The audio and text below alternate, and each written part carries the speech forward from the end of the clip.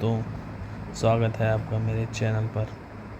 आज मैं आपको 3 अप्रैल को हुए DSSB एग्ज़ाम का पूरा रिव्यू देने वाला हूँ।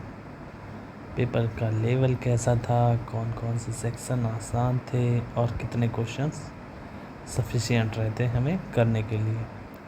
चलिए बात करते हैं हम इसकी। एक तो सबसे बड़ा इम्पॉर्टेंट चेंज था जो वो यही था कि एग्ज़ाम का पैटर्न चेंज था।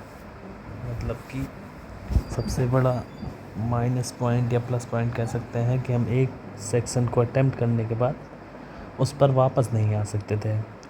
यानी आपको हर सेक्शन को प्रॉपरली अटेम्प्ट करना था, बाद में चेंज करने का कोई ऑप्शन नहीं था। चलिए बात करते हैं हम सेक्शन वाइज कितने क्वेश्चंस कैसे क्या करने चाहिए थे और कितने क्वेश्चंस कैसे आए थे।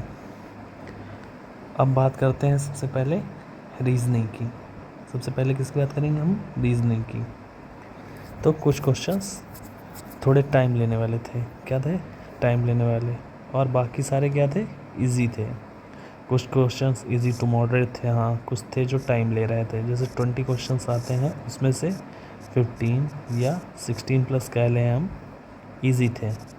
लेकिन 2-3 क्वेश्चन ऐसे थे जो टाइम टेकिंग थे। और यही बता रहा हूँ, कुछ टाइम टेकिंग थे। मेजॉरिटी क्वेश्चन इजी थे।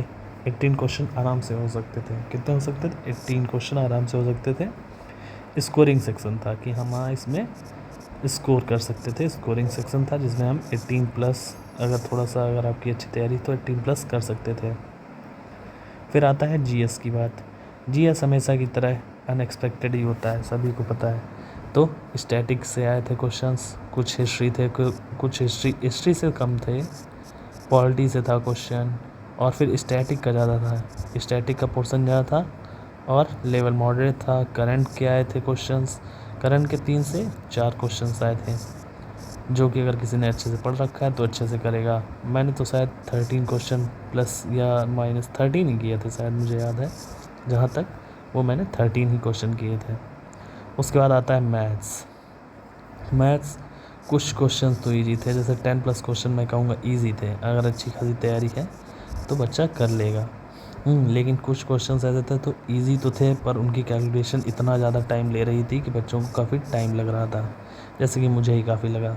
तो मैंने शायद 16 या 17 क्वेश्चन किए हैं, ज़्यादा अटैम्प्ट नहीं किए हैं, क्योंकि बहुत टाइम टेकिंग था और फिर मुझे आगे के लिए टाइम नहीं बचता। उसके बाद बात करते हैं इंग्लिश सेक्शन की। तो स्पीड इम्पॉर्टेंट थी मैथ्स में। क्या हम बात करते थे? स्पीड इम्पॉर्टेंट थी। अगर आपकी अच्छी खासी स्पीड है तो आपके अच्छे खासे मार्क्स बन जाएंगे। इसमें कैलकुलेशन ज़्यादा थी, टाइमिंग ज़्यादा लग रही थी, लेंथी बहुत था, और एवरेज स्टूडेंट के लिए चैलेंजिंग थी ये चीज़ें। फिर आती है बात इंग्लिश सेक्शन की। इंग्लिश सेक्शन की हम बात करें, कॉम्प्रिहेंशन आया था। कॉम्प्रिहेंशन से क्वेश्चन कैसे थे? जैसे नहीं, कोई क्वेश्चन ऐसे नहीं थे कि यह पैराग्राफ में क्या कहना चाह रहा है, इसकी टोन क्या है और इसकी थीम क्या है, इस क्वेश्चन थे। फिर टाइटल क्या है, ऐसे क्वेश्चन थे। फिर आए थे एंटोनिम सिनोनिम थे। और फिर क्या था, उन्होंने वन वर्ड भी पूछ रखे थे, वन वर्ड भी था। और फ्रेजेस बहुत आए थे। फ्रेजेस जैसे कोई लाइन दे रखी है और फिर पूछा है कि इस लाइन के लिए अंडरलाइन कर रखा था कि इसके लिए परफेक्ट फ्रेज क्या होगा, वो आपको बताने थे। लेकिन ऑप्शंस थोड़े कंफ्यूजिंग थे, ऑप्शंस बिल्कुल एक्यूरेट नहीं थे। तो 2 या 3 ऑप्शंस ऐसे थे जो बिल्कुल ही सिमिलर लग रहे थे। 2 तो मोस्ट ऑफ द आप फंस रहे थे, 2 तो आप एलिमिनेट कर सकते थे, लेकिन 2 में आप अच्छा खासा फंस रहे थे। तो इसीलिए था इंग्लिश का भी लेवल मॉडरेट था। अगर न्यू बच्चा है तो उसके लिए काफ़ी ज़्यादा ही प्रॉब्लम हो रही थी। फिर आती हिंदी काफ़ी इजी थी। हिंदी के बेसिक क्वेश्चन थे, पैराग्राफ भी इजी था, और जो उन्होंने लोकोक्तियाँ और ये सब पूछे थे, मुहावरे, ये भी कोई ज़्यादा कठिन नहीं थे। फिर हम बात करेंगे, ये स्कोरिंग सेक्शन था, 20 क्वेश्चन पॉसिबल थे। उसके बाद आते हैं डिसिप्लिन से कोई भी फैक्ट्स बेस्ड क्वेश्चन नहीं आए थे। आप जितनी थ्योरी पढ़ के गए, मान लीजिए इंटेलिजेंस से रिलेटेड हो, मोटिवेशन से रिलेटेड हो, उसके कोई भी फैक्ट्स नहीं आए। आप बंद कर दीजिए रटना, कोई भी फैक्ट्स नहीं, बिल्कुल ज़ीरो, नील। मुझे तो नहीं लगता आए थे। मुश्किल से 2 या 3 क्वेश्चन भले आए हों भाई, जो फैक्ट से रिलेटेड थे, वरना कोई फैक्ट से रिलेटेड क्वेश्चन नहीं थे डायरेक्टली। सारे ही सारे क्या थे, हमारे अंडरस्टैंडिंग बेस्ड थे, कि जैसे कि आप किसी बच्चे को कैसे रखते हैं, कोई सिचुएशन दे रखी है उसमें आप क्या करेंगे, ऐसे क्वेश्चन थे। मतलब फैक्ट्स नहीं थे, जैसे कि कुछ टूल्स लिखवा दिए जाते हैं, ये सब कोई नहीं थे उसमें। प्रिंसिपल्स, इनसे कोई क्वेश्चन नहीं था, कोई भी ऐसा सेक्शन नहीं था कि बिल्कुल फैक्ट से ही पूछे हों।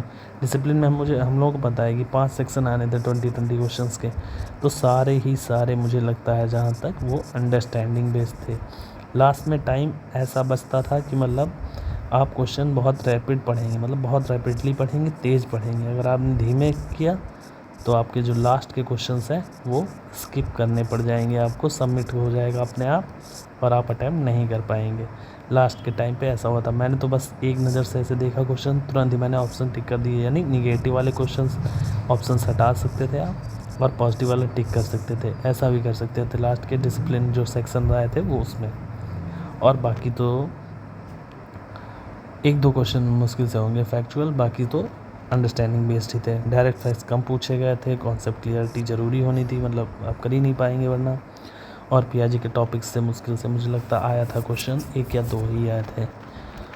और बाकी तो आप लोग अच्छा करके यहाँ ही होंगे। और जो आने वाला शायद 10 अप्रैल को है एग्ज़ाम इसका, उसके लिए आज जितने भी लोग चार हैं वो इस वीडियो को देख लें अच्छे से, और वेल प्रिपेयर्ड होके जाएं एग्ज़ाम सेंटर पे। ओवरऑल रिव्यू अगर मैं बात करूँगा तो पूरे पेपर की तो इजी टू मॉडरेट ही कहेंगे, इजी तो नहीं कहेंगे। रीजनिंग, हिंदी इजी थे, जीएस, इंग्लिश और मैथ्स थोड़ी सी लंबी थी और थोड़ी टाइम टेकिंग भी।